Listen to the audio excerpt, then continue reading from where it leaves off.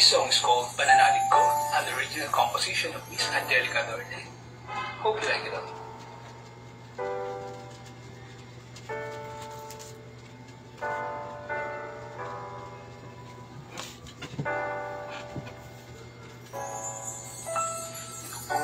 Wala ka pa sa buhay ko. Noong wala ka pa sa puso ko, di ko pinapansin pag-ibig mo sa akin. Pag-ibig at biyaya mo'y di ko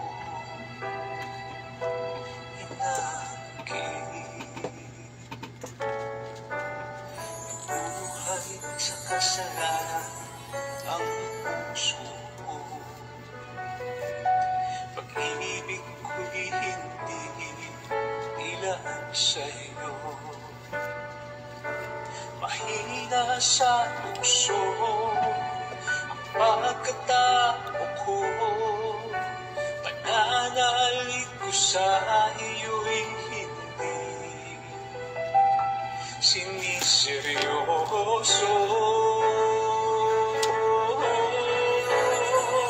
Ngunit ngayon'y nagbago na ang pagkatao ko. Mula nang makilala ka, Jesus, pananalig ko'y tumibay. Buong tiwala ay binigay sa'yo lamang, Jesus,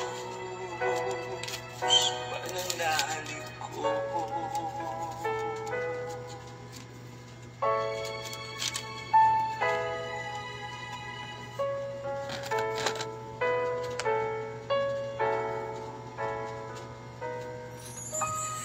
Buhay sa kasalanan ang puso ko. Pag-ibig ko'y hindi ilaan sa'yo. Mahina sa tukso ang pagkatao ko. Pananalig ko sa iyo'y hindi siniseryoso.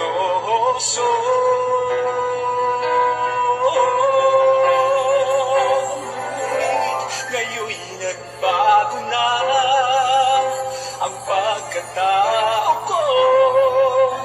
Mula nang makilala ka, Jesus, pananalig ko'y tumibay. Buong tiwala ay binigay sa'yo lamang, Jesus, pananalig ko.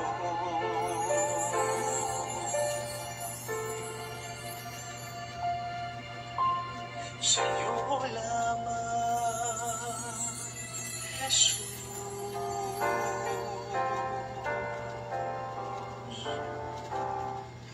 pananalig ko.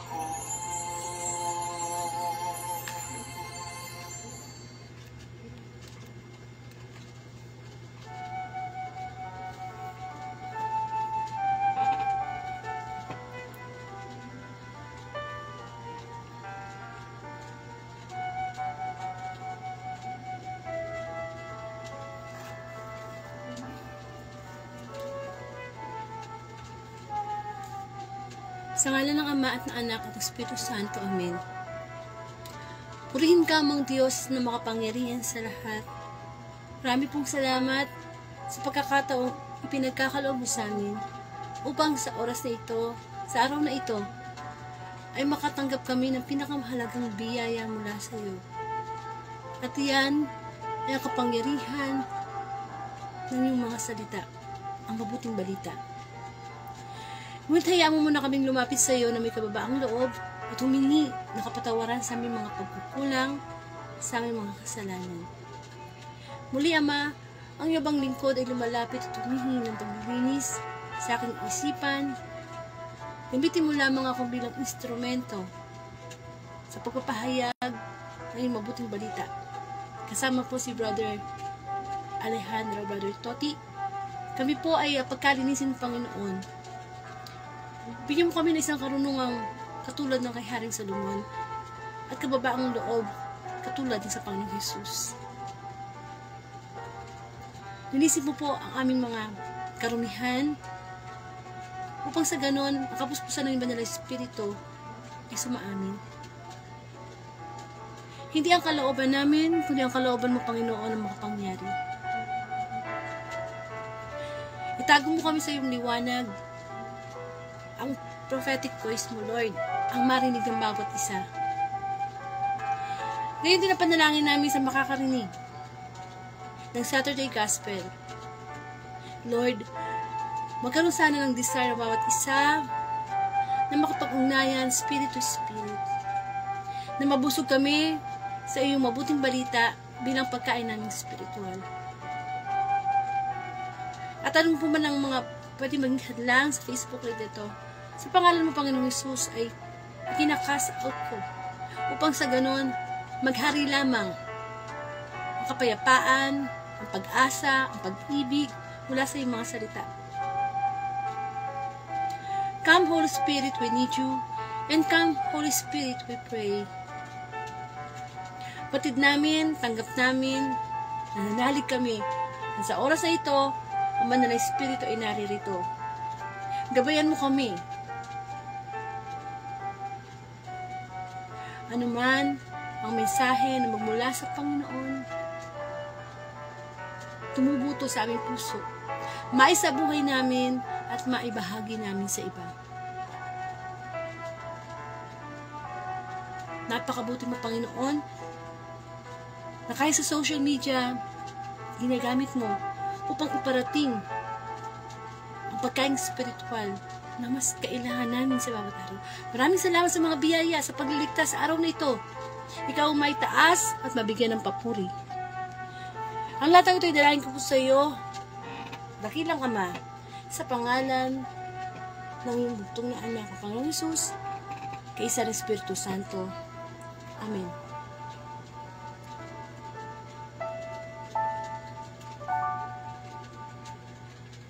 Bigyan po natin ng parangal ang mabuting balita. Hallelujah, hallelujah. Purihin ka, Mang Diyos na makapangyarihan sa lahat. Hallelujah, hallelujah.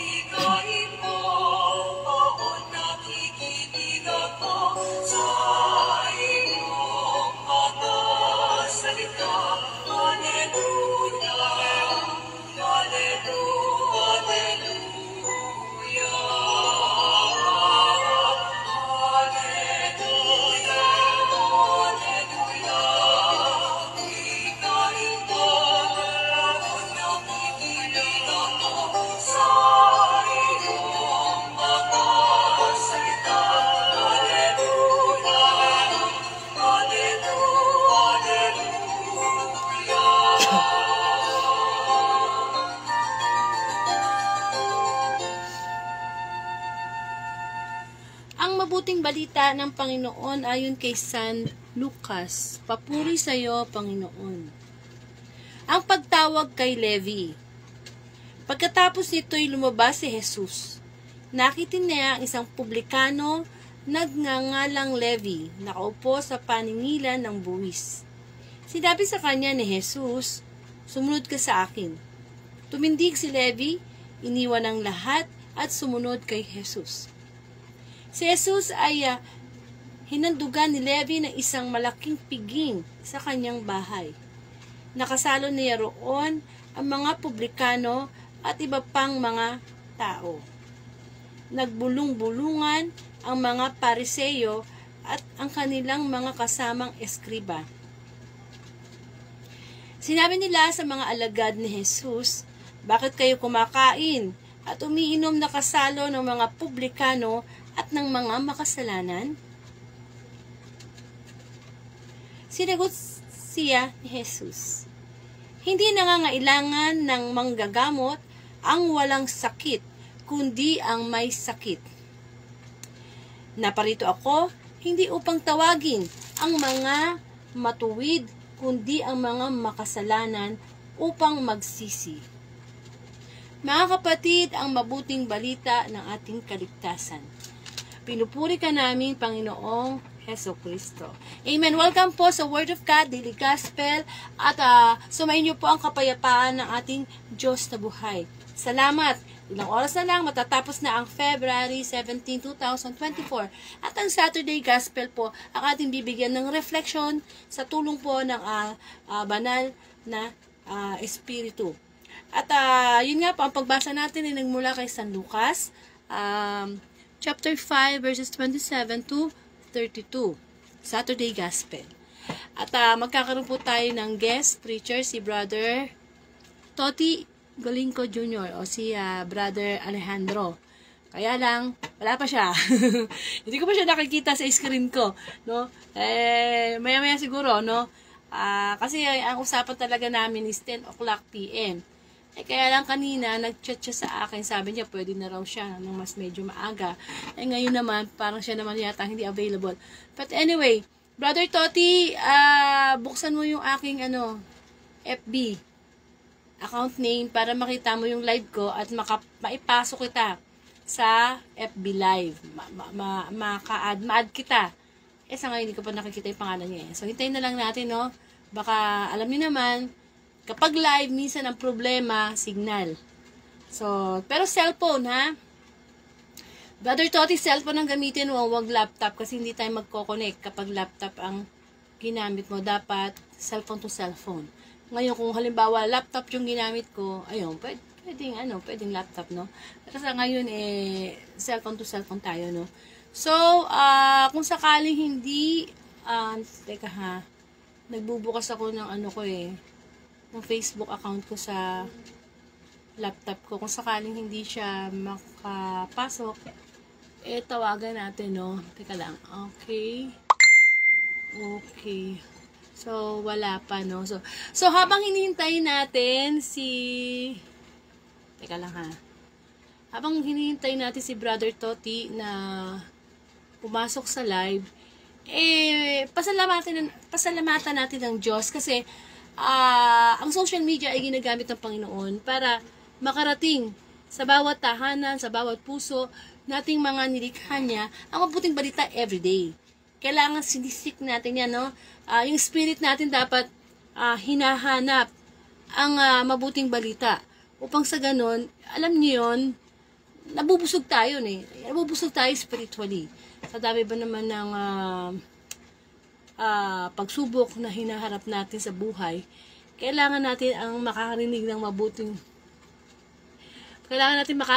mabuting balita para nalilift yung spirit natin na ay may pag-asa pa pala sa mundo sa kabila ng mga nangyayari, no? At dapat naman talaga natin paghandaan yung sinasabi ng Panginoon na buhay na ganap at kasiyasiya. So, ako nga po pala, si Sister Angelica from Bulacan, isa pong Katoliko, at ang Facebook Live na ito ay nagsimula pa po noong August 2019. At salamat sa Panginoon, sa everyday gospel ay ginagamit ng Panginoon ang social media, ang Facebook Live, para kahit anong ginagawa mo ngayon, nakaupo ka, kumakain, whatever, nakahiga na, nakakarinig tayo ng mabuting balita. So, Brother Doti, nasaan ka na? Nasaan ka na? Ano oras ba? 9:41, no? Baka akala niya, kasi usapan talaga namin 10 o'clock. Ang Facebook Live na ito ay Monday to Saturday, alas 8 talaga ng gabi. Kaya minsan, naiiba po yung oras, depende sa availability ng preacher, no? Alam naman si Brother Toti, busy yan, Kaya hindi siya pwede sa alas 8. Siguro nasa bahay na yata siya ngayon, nag-chat sa akin kanina, sabi niya, pwede na tayong mag-start. Ako naman ang kumakain, siyang nag-ano siya. Ngayon, ewan ko, baka mamaya 10 o'clock pa. So, habang hinihintay natin siya, yun nga, yung ating pagbasa ngayon ay tungkol sa pagtawag kay Levi, no? So, hanapin natin si Brother, i-chat ko siya uli. si Brother Toti. Ayun. Okay, ayun. Teka, ito, may message siya. Nalobat ako. Okay. Nalobat daw yung kanyang cellphone. O sige, hintayin na lang natin baka nag-charge pa, no? Alam na pala niya na nag-start na ako. Kaya lang nalobat yung kanyang cellphone. So, hintayin na lang natin siya. So, Brother Toti, pagka okay na, i-ano mo na lang, i-charge mo na lang yan. Pwede namang gamitin niya kahit paano eh. Tapos, punta ka na sa FB account ko. Para doon sa live, may pasok kita, no? So, habang hinihintay natin si Brother Toti, yun nga, no? Ang pagtawag kay Levi, alam naman natin na maraming tinawag ang Panginoong Jesus na naging kanyang mga alagad, no? Isa nga dyan, di ba, yung tax collector din na si Mateo. At parang ganito din ang pagtawag ni Jesus kay Levi, no?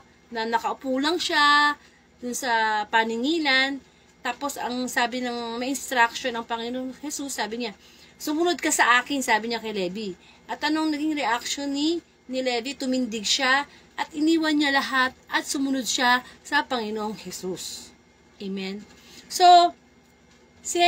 sa ganung pamamaraan, naghanda si Levi ng isang malaking piging para kay Jesus. Siyempre, ano pa bang ina-expect natin kapag may mga handaan, may mga bisita? At nakita ngayon ng mga Pariseo at ng mga kasama nilang eskriba na si Jesus ay nakikisalong makikain sa mga makasalanan, sa mga publikano. Kaya, sinabi ng mga ito sa alagad ng Panginoong Jesus na, bakit kayo kumakain at umiinom na kasalong mga publikano at mga makasalanan, no? Parang no? Parang merong tawag dito, kumbaga parang sinasabi mo na, huwag kang makisama dyan kasi masama yan, ganyan yan. Di po ba? Parang may discrimination, yun ibig ko sabihin. Pero anong sinagot ng Panginoong Jesus? Abay, ako'y naparito, hindi para tawagin ang mga banal, kundi para sa mga makasalanan. So, naparito ang Panginoong Jesus, hindi para sa mga perpekto, sa mga banal, sa mga pare, para sa lahat, sa ating mga makasalanan. Kaya siya, nagkatawang tao, kaya niya ibinigay ang kanyang buhay. Kaya napakapalad nating mga tao, no, na kahit tayo ay nagkakasala, ibinigay ng Ama ang kanyang bugtong na anak, para tayo ay makalapit, no? And, yun dun, inggit na inggit ang dyablo sa atin. Bakit? Kasi siya, hindi siya makarepente. Hindi siya makahingi ng tawad sa Diyos, Hindi kamukha natin na tao, kapag tayo nagkakamat, nagkakasala, binibigyan tayo ng pagkakataon ng Diyos na magbalik loob. Hindi kamukha ni Lucifer, diba? Yung demonyo na dating anghel na si Lucifer, diba, sabi nga, isa siyang fallen angel. At talagang hindi siya magbalik loob sa Diyos, na pinarusahan na siya. Kaya sana wag nating baliwalain yung pagkakataon na ibinibigay sa atin ng Diyos na hanggat buhay tayo, pwede tayong lumapit anytime sa Panginoon upang humingi ng tawad. Lalo na yung sakramento ng confession. Libre yun. Ano bayad yun? Diba?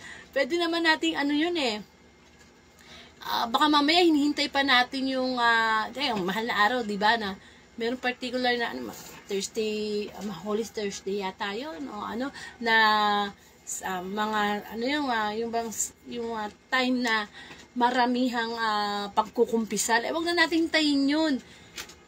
Di po ba? Minsan pwede naman na pagkatapos ng misa, mag-approach tayo sa pare. Usually, ganun ang ginagawa ko po na after ng misa, inaabangan ko na yung pare. Tapos, sasabihin mo, Father, baka pwede naman pong magkumpisal sandali. Hindi ka naman tatanggihan ng pare. Walang pare na tatanggi na sabihin, hindi, nagmamadali ako. Hindi. Kasi, nila yun? Responsibilidad nila na kapag may lumapit na gustong mangumpisal, kailangan nilang i-entertain nyo. Kasi syempre, hindi natin masabi, mamaya, mamamatay na yung gusto mangumpisal, tapos hindi nila i-entertain, di ba? At alam naman natin na sa sakramento ng kumpisal, talagang inaano ng Diyos yung kanyang pagpapatawad. So, huwag natin babaliwalain yan. Mahalaga yan. Kamukha ni Levi na talaga namang ipinakita na talagang nagbalik loob siya sa Panginoon. At hindi na siya basta nagbalik loob. Siya ay sumunod. No? Sumunod kaagad. At binigyan pa niya ng welcome, no? Winelcome niya sa bahay niya. Hindi lamang sa puso niya winelcome si Kristo, kundi sa kanyang bahay.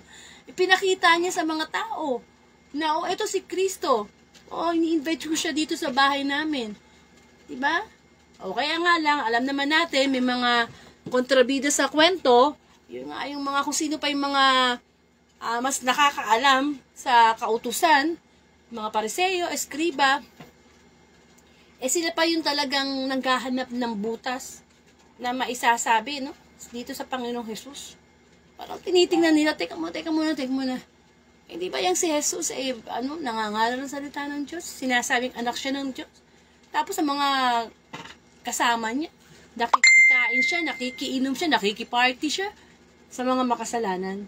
Pero ang maganda nito ay ang sinabi ng Panginoong Jesus. Maganda yung kanyang statement eh. Alam naman natin ang Panginoong Jesus, kapag siya'y nagsalita, talagang malaman. So sabi niya, ako'y naririto hindi para sa mga banal, kundi para sa mga makasalanan. Tingnan mo na lang ang pagmamahal ng Diyos sa atin. Kung sino yung mahina, kung sino yung nagkakasala, doon siya mas nakafocus. Parang mga yan parang mga nanay, kahit marami ang anak ng mga nanay, kung sino yung mahina, kung sino yung mas nangangailangan ng atensyon, yun ang pinagtutuunan. Kaya hindi totoo na may favoritism ang nanay, mga anak. Wala kaming favoritism. Kung nakikita nyo mas inaasikaso si bunso o si panganay, maaaring merong dapat mas i-guide. Maaaring meron dapat mas i-improve. O maaaring merong hindi maganda ugali. Kaya pag-focus ang nanay doon. Hindi dahil sa mas mahal niya yun o whatever. Hindi totoo yan. So, ganun din ang Panginoong Jesus. Lahat tayo mahal ng Diyos. Mahal tayo ng Diyos. Nakikita niya yung ating kahinaan. Kaya nga dapat siya ay nakakarinig tayo ng everyday gospel. Pang sa ganun, alam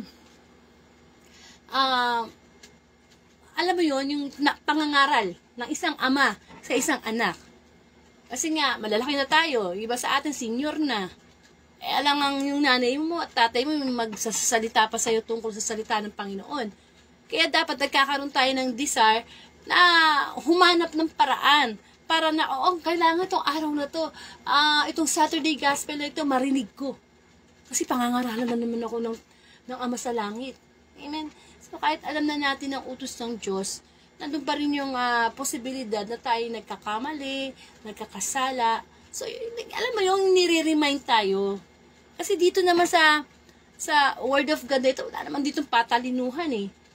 Lahat tayong nakikinig, hindi naman tinitingnan nila, ito matalino to, ito presidente to, ito senador tong nakikinig, ito basurero, hindi. At tinitingnan ng Diyos sa atin, yung ating pagsunod, yung ating pakikinig. Sapagkat sa pakikinig, nung nagsisimula ang pananampalataya, nagsisimula yun sa pakikinig. Amen. Kahit paulit-ulit sabihin ng salita ng Diyos, ng mabuting balita na magpatawad ka, yun talaga. Naku, 20% na lang yung ano ko. Ako naman ngayon ang nalolobat, brother Toti. Asan ka na ba, ha? Pwede mo namang yan. Ayan na. Teka. Brother Toti, nakita na kita, kaya lang cellphone ang gamitin mo. Bakit ganun? Anyway, tatawagan na kita dito sa laptop ko kasi wait ha. Laptop ko na, hindi ko naman laptop. Hiniram ko lang. Okay. Tawagan na lang kita ha. Kasi hindi ko yun, nakita ko na. Ayun na. Nakita ko na yung guwapo. Ayan na. I-add na kita. Ayan. Hintayin natin siya. So, nag-send na ako sa kanya ng pag-add. I-accept mo na lang, brother, para mag-appear ka na sa live ko. Ayan. Pagkatapos, kukunin ko na yung aking charger. Ako na mag-charge. Ayan. So, hintay lang natin na kasi, ayan. Yung signal. Pero naglo-loading na sa adding. So, nag-send na ako sa iyo ng request na i-accept mo yung aking invitation na mag-join ka sa live. Ayan. So, habang hinintay natin si Brother Toti, ayan, habang hinintay natin siya,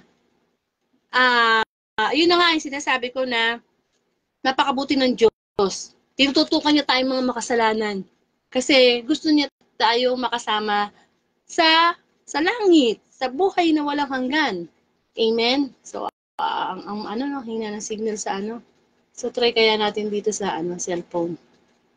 Okay, try natin. Dito sa apps, nawala na naman. Ano sabi? Cellphone ba gamit mo, brother? Make sure cellphone yung gamit mo.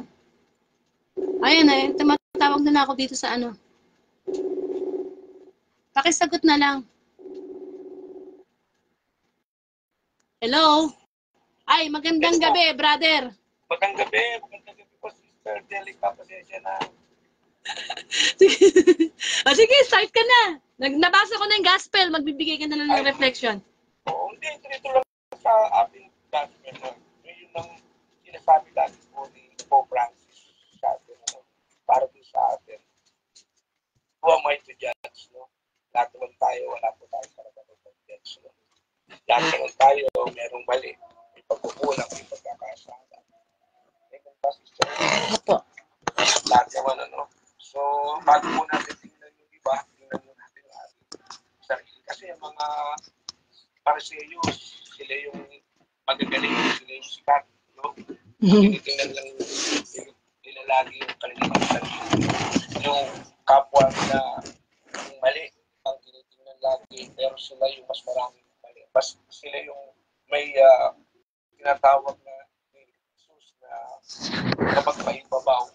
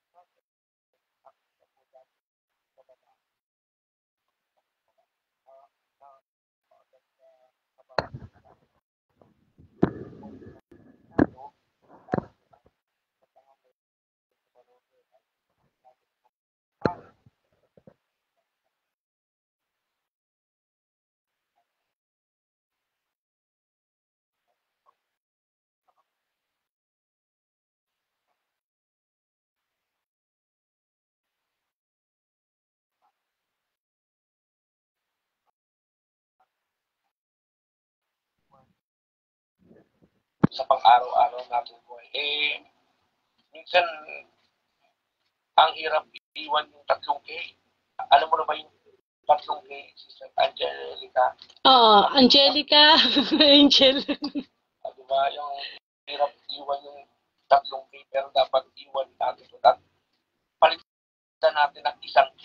Okay pala. Dapat natin mahalin at habang buhay. Forever na, habang nabubuhay tayo sa mundo ito. Yung letter K na 1K, napakaganda. So, isang nalalayo tayo sa Diyos, nagkakasala, nagkakamali, kasi meron tayong 3K. Pero dapat 1K lang napaka-the best. So, yung kaperahan, kasigatan, kapangyarihan, na hindi dapat, nagkakasala tayo.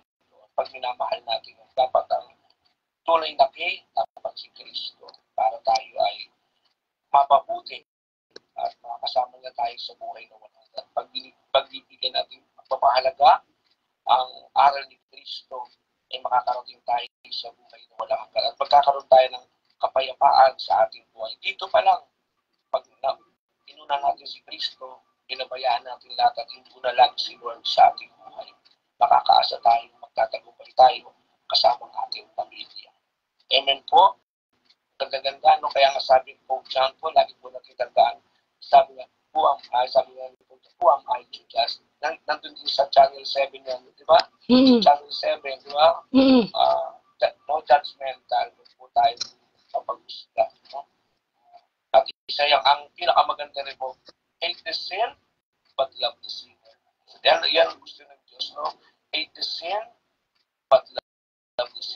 pamuyan natin ang kasalanan, ngunit mahalin natin yung mga makasalanan.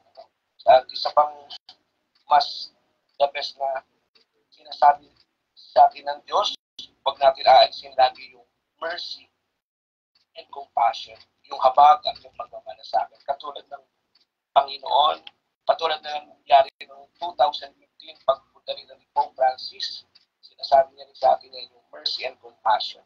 Yun din yung sinasabi ni Jesus, yung mercy, habag ng ibig ko, hindi katulad ng mga Pariseo, panlabas lang ang tinitingnan nila lagi. Mahalaga yung ating puso. Yun ang mas mahalaga sa lahat. Lalo ngayon po, panahon ng Kwaresma. Panilay-nilayan po natin kung ano bang puso meron tayo. Kung ano ba yung nauuna sa ating puso, sa ating pagkatao, sa ating kaluluwa. Maraming salamat. Okay, thank you, brother. Salamat po. Okay, sa ulitin. Okay. Okay, so yan po si Brother Toti, no? Maiksi, pero malaman yung kanyang sinabi, no? Na talaga tayong mga tao, hindi tayo dapat maging judgmental sa ating kapwa. Lalo na kung wala tayong ebidensya, huwag tayong maghusga. Kasi alam naman natin na makasalanan tong ating mga mata, eh. Kamukha nung nangyari, no? Na ginajudge agad ng mga Pariseo si Jesus na nakikisalo, nakikiinom sa mga makasalanan. So, tama yung sinabi ni Brother Toti, huwag maging judgmental. At sabi nga is, magkaroon tayo ng mercy, ng awa sa ating kapwa. Importante yan, kasi kinakawaan tayo ng Diyos, tapos hindi tayo naaawa sa ating kapwa. Mahalaga yung awa sa ating kapwa. Amen? Sabi nga. At saka sabi pa nga niya, Jesus, or God hates the sin, but love the sinner. Mahal tayo ng Diyos. Kahit tayo nagkakamali, mahal tayo. Pero, syempre, kailangan, nag-ano din tayo, nagsusumikap tayo na maibalik sa Diyos yung pagmamahal na ibinibigay sa atin. Kasi, yung kasalanan na meron tayo, yun na naman talaga ang kinamumuhian ng Diyos sa atin. Ayaw tayo na manatili sa pagkakasala sapagkat ang Diyos ay banal. So, magkaroon po tayo ng closing prayer. Muli salamat Panginoon sa pagpapaalala mo sa amin na ikaw ay naparito sa aming mga makasalanan. Napakabuti mo, O Lord, at maraming salamat sapagkat ang pagmamahal mo ay di nagbabago noon, ngayon, at sa mga darating pang panahon. Nawa, Panginoon, tulungan mo kami na mapahalagahan ang kaligtasan na ipinagkaloob mo. Nawa, itong mahal na araw ay pangin namin maramdaman ang hanapin ng iyong presensya at humingi ng kapatawaran. Yes, Lord, dalangin ko ang lahat ng tao sa buong mundo, Panginoon, na nakita namin, pagpapahalagahan namin ang mabuting balita. Balita ng kaligtasan. Tulungan mo kaming maging mapaghusga sa aming kapwa. Tulungan mo kaming maging mapagmahal sa aming kapwa, Panginoon. Sapagkat ano man ang ginagawa namin sa aming maliit na kapatid, ay ginawa namin sa iyo, O Lord. Bless them, O Lord, ang family ni Brother Toti, our family ni Brother Tan, family ni Brother Jimenez, at lahat, Lord, ng family.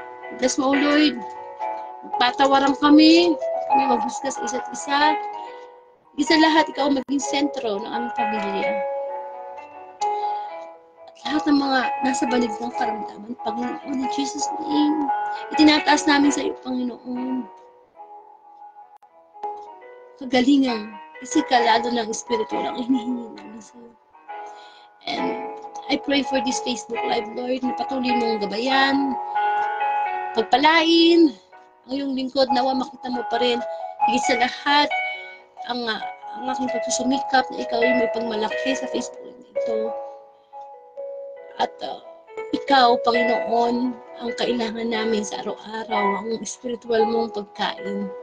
Sapagkat kailangan kaming mabuhay, hindi naman sa mga bagay na material, kundi sa mga bawat salita na mga tao sa iyo, Lord. Thank you, Lord. Thank you, Lord. Maraming salamat. And, Ama namin sumasalangit ka, sambahin ang ngalan mo. Tapos sa amin ang kaharian mo. Sa din ang loob mo dito sa lupa. Paano nasa langit. Bigyan mo po kami ng aming kakanin sa araw-araw. Tawad mo kami sa aming mga sala.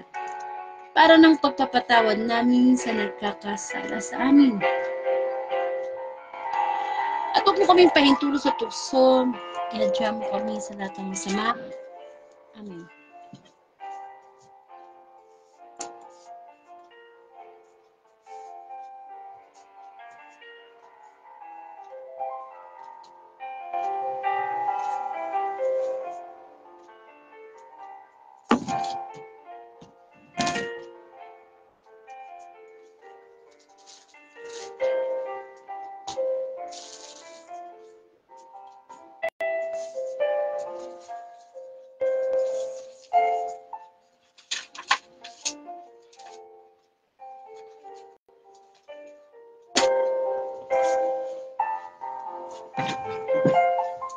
Amen. Purihin ng Panginoon sa kanyang mensahe. Dapat lang lagi natin ilagay sa puso natin. Huwag tayo maging mapaghusga. Mukha ng Panginoong Jesus, bigyan natin ng pagpapahalaga yung kanyang pagtutok sa ating mga makasalanan. Kasi naparito siya, hindi para sa mga banal, kundi para sa ating mga walang niya. Makasalanan. Okay? So, kung di niyo po naumpisahan ang Saturday Gospel, pwede po kayo bumalik sa aking account, Facebook account, or YouTube account. Type nyo lang po Angelica Duarte. Pa-subscribe na lang po sa YouTube. And, of course, kung lolobin ng Diyos ang February 18, Sunday Gospel. Tayo po ay alas 3 ng hapon pagka Sunday. And, of course, Sunday. Oh, meron tayong guest preacher pala bukas, si Brother George Bersabe. Kaya lang, hindi pala siya pwede ng alas 3 ng hapon. Ayun nga yung sinasabi ko, pag may guest preacher, nababago yung oras. Pwede siya alas 8 ng gabi. Kasi may mga gawain siya sa umaga eh. So, bukas po, alas 8 ng gabi pala tayo, no? Titingnan ko yung, yung kopya ko. Tapos, sa February 21, si Brother Danny Degollado. Sa February 25, si Brother Rolando. Ayan, yan yung mga sumagot na preacher for the month of February. So, yung iba hindi pa sumasagot. Maraming salamat po, Panginoon.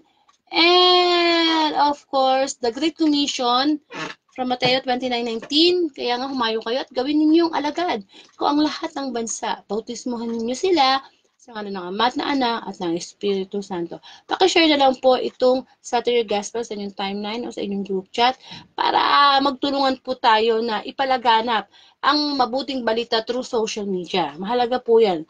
Yan po ang misyon ng Panginoong Hesus. Gawin nating mission din. Isa din sa mga way ng pagpapasalamat natin sa Panginoon na nakareceive tayo ng mabuting balita, i-share natin sa iba. Maraming pong salamat and to God be the glory.